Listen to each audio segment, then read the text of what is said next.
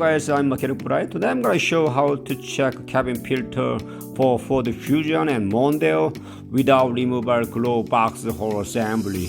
We usually for the check and replacing cabin filter or remove air duct cover and side cover and then glove box and access to this cabin filter right there.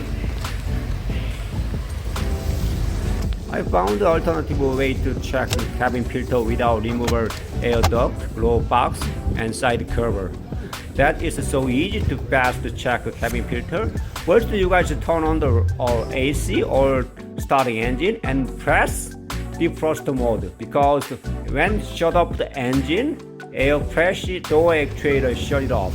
So once the depressed wire turn on AC, and then there's 3 clips under the cowl cover, and then remove these 3 clips from the cowl cover and metal panel, and then lift up the cowl cover. You guys can see that dirty cabin air filter. So easy to access, so fast to check it out.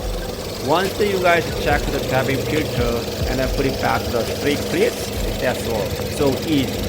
And then once the dirty, you guys can access the glove box, can change the cabin filters now. Thank you for watching.